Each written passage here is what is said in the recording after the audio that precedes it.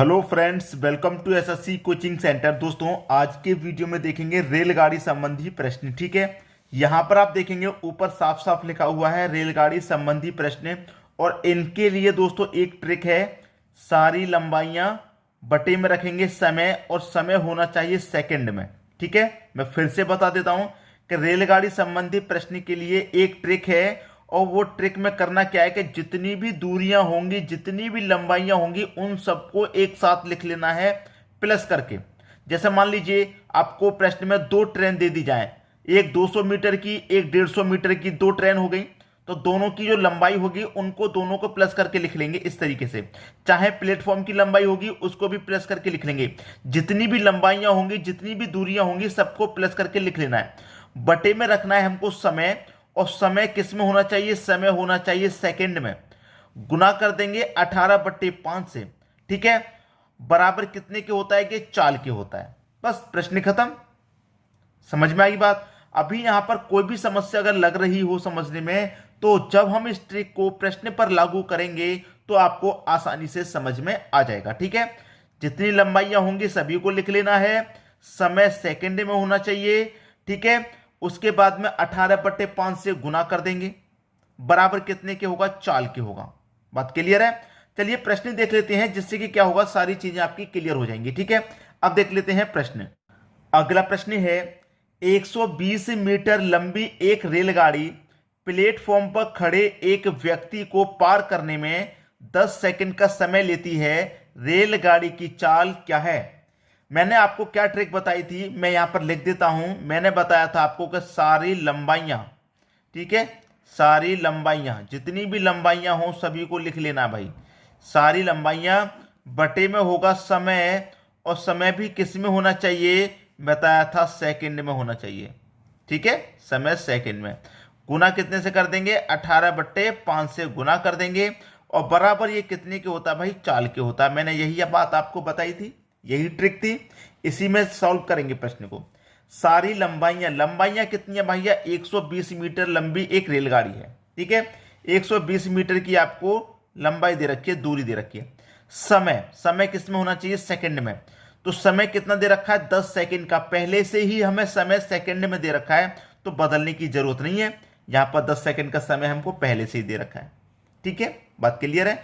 अब क्या होगा? 10 से कटा दो भैया इसको। कितनी बार में कटेगा? 12 बार में जाएगा। 12 मीटर प्रति सेकंड आपका आंसर हो गया। तो चाल आपकी कितनी निकल के आएगी? 12 मीटर पर सेकंड। बस खत्म, चाल आपकी निकल के आ गई। अब आप कहेंगे सर 18/5 से गुना क्यों नहीं किया? हमने सारी लंबाइयां लिख ली, हमने समय भी लिख लिया, जबकि ट्रिक में दे रखा है कि 18/5 से गुना करना है, क्यों नहीं किया यहां पर? ठीक है, आप यही तो कहेंगे। आप देखिए, मैं आपको बताऊं, मैंने कल जो वीडियो बनाया था रेलवे का टाइम स्पीड डिस्टेंस का, मैंने उसमें आपको क्या बताया था? मैंने बताया था कि कोई भी यूनिट आपकी किलोमीटर में है और उसे आप मीटर में चेंज करेंगे, मतलब बड़ी यूनिट को छोटी में आप चेंज करेंगे, बड़ी को छोटी में चेंज करेंगे। छोटी संख्या ऊपर आती है, 5/18 आता है। ध्यान से सीख लीजिए। ठीक है, मैंने फिर बताया कि मीटर को, मतलब छोटी यूनिट को बड़ी यूनिट में चेंज करें किलोमीटर में, छोटी से बड़ी में जाएंगे तो बड़ी संख्या ऊपर आएगी, 18 बटे में आ जाएगा 5। ठीक है, 18/5 हो जाएगा। कब? जब छोटी से हम बड़ी में चेंज करेंगे तब। तो यहां पर हम छोटी से बड़ी में चेंज करेंगे तभी तो 18/5 आएगा भाई। बड़ी में चेंज करेंगे तो 18/5 आएगा। लेकिन हमने यहां पर समय सेकंड में है, समय सेकंड में है, तो बड़ी में चेंज कहां कर रहे हैं? चेंज तो नहीं कर रहे। बात क्लियर है? चेंज अगर करेंगे, देखिए यहां पर समय सेकंड में है, अगर मैं समय को सेकंड से घंटे में लेके जाऊंगा, चाल आपकी मीटर पर सेकंड से किलोमीटर पर घंटे में निकालूंगा, तब आपका 18/5 से गुना होगा। बात क्लियर हो गई? चाल में कब निकालूंगा? देखिए, मैं मीटर से किलोमीटर में जाऊंगा, किलोमीटर में जाऊंगा तब 18/5 से गुना करूंगा। तो मैं जब चाल को किलोमीटर पर घंटे में निकालूंगा तब 18/5 से गुना करूंगा। अगर मीटर पर सेकंड में निकालूंगा तो नहीं करूंगा गुना 18/5 से। उम्मीद करूंगा कि बात सभी को अच्छे से समझ में आ गई होगी। ठीक है, तो 12 मीटर पर सेकंड पहले ही ऑप्शन में है, यह आपकी प्रश्न का बिल्कुल सही जवाब। अब देखेंगे हम अगला प्रश्न, सारे डाउट क्लियर हो जाएंगे। ठीक है दोस्तों, अब देखते हैं अगला प्रश्न। अगला प्रश्न है, एक रेलगाड़ी 36 किलोमीटर पर घंटे की चाल से चलती है, यह 3 मिनट में कितने मीटर चलेगी? मैं यहां पर ट्रिक को एक बार फिर से लिखूंगा। सारी लंबाइयां ताकि आपको कोई भी कंफ्यूजन ना रहे और एक एक पॉइंट अच्छे से समझ में आए। बट्टे में क्या है, समय, और समय वो भी किस में होना चाहिए, सेकंड में होना चाहिए, ये आपकी ट्रिक कहती है। और गुना 18/5 से होना चाहिए, बराबर चाल होता है। ठीक है, पूछ क्या रहा है, कितने मीटर चलेगी। सारी लंबाइयां लिख लो भाई, जितनी भी लंबाई आपको प्रश्न में दी गई है। तो आपको तो लंबाई दी नहीं गई है, आपसे कह रहा है कि कितने मीटर चलेगी, आपको नहीं पता। लंबाई आपको नहीं पता कितने मीटर चलेगी, वो आपको निकालनी है। जब नहीं पता होता है तो हम एक्स मान लेंगे। समय सेकंड में होना चाहिए। समय आपका कितना भैया, 3 मिनट का समय है।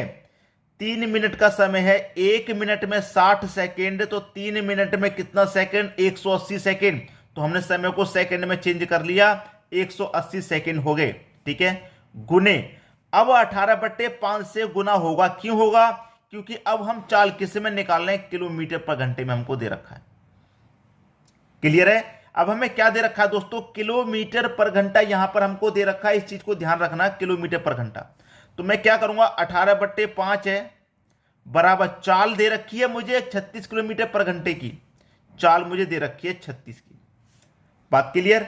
आप सॉल्व कीजिए, देखिए मैं इसे घटाऊंगा, ये कटेगा 18 एकम 18, 18 दूने का 36 दो बार में, और 5 का 2 से मल्टीप्लाई हो जाएगा तो ये 10 हो जाएगा। ठीक है, 10 हो गया। ये कितना हुआ, x के बटे में 180। ठीक है, गुने ये क्या है, 10 है, बटे में 1। ठीक, कैंची का गुना हो जाएगा भाई, 1 का गुना होगा x से तो x ही रहेगा, बराबर 180 का गुना होगा 10 से तो 1800 हो जाएगा।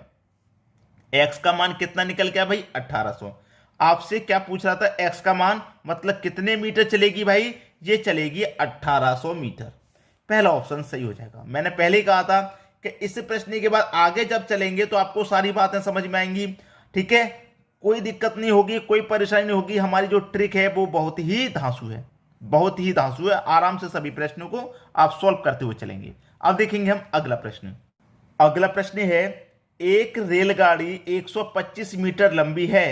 यदि रेलवे लाइन के किनारे लगे किसी पेड़ को यह रेलगाड़ी 30 सेकंड में पार कर जाती है तो रेलगाड़ी की चाल क्या है। भाई सारी लंबाइयां लिख लो पहले। लंबाई कितनी है, 125 मीटर लंबाई है, 125 मीटर की। बटे में क्या होना चाहिए, समय होना चाहिए, वो भी सेकंड में। तो समय आपको पहले से ही सेकंड में दे रखा है। इनटू किस में पूछ रहा है, किलोमीटर पर घंटे में है, तो इसका मतलब 18/5 से गुना होगा। ठीक है, बराबर चाल।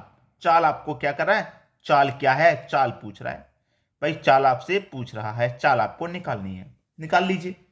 प्रश्न यहीं की यहीं खत्म हो जाएगा। ठीक है, देखिए मैं यहां पर कटाऊंगा, यहां पर इसे मैं कटाता हूं। देखिए 5 से कटेगा, 5 छिक्के 30, 6 बार में, और 5 से कटाऊंगा तो 5 दूने का 10, 2 बचेगा 25, 5 बचे 25 बार में ये कट जाएगा।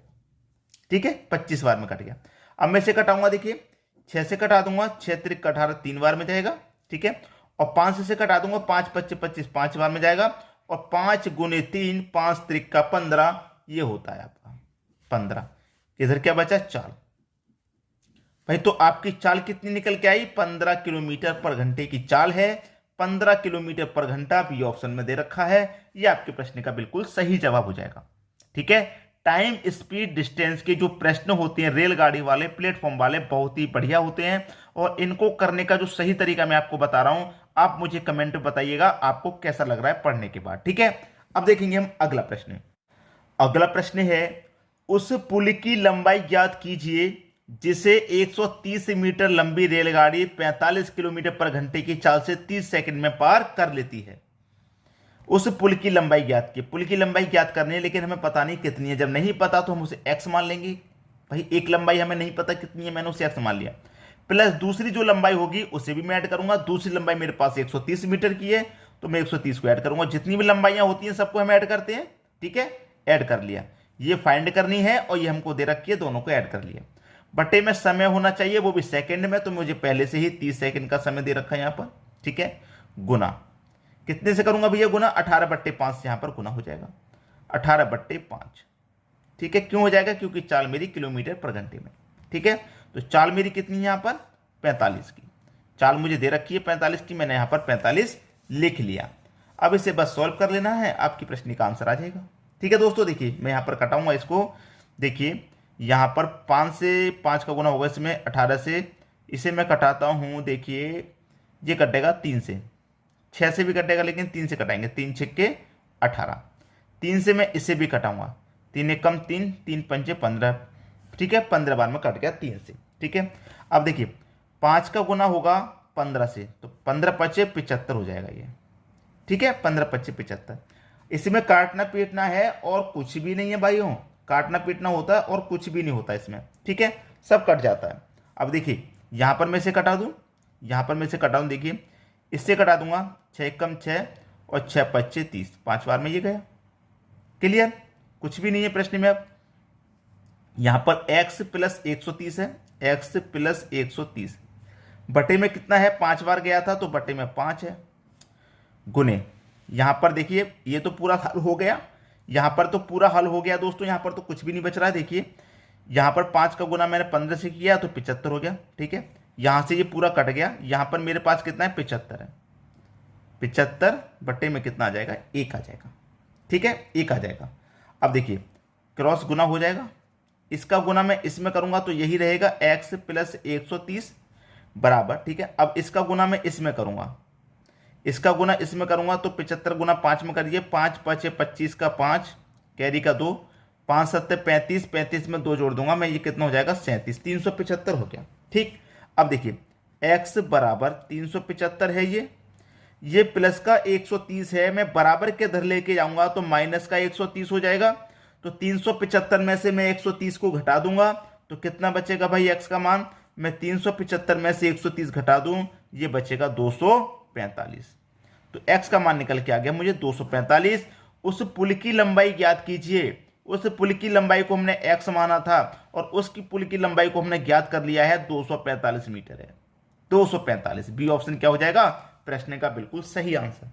तो आप अच्छे से कैलकुलेशन करना सीख लिए हैं, ठीक है, काटना पीटना आता है, बस काटना पीटना अगर आप सही से कैलकुलेशन सीख गए तो आपका प्रश्न कभी गलत नहीं होगा, हमेशा सही आंसर आएगा, ठीक है।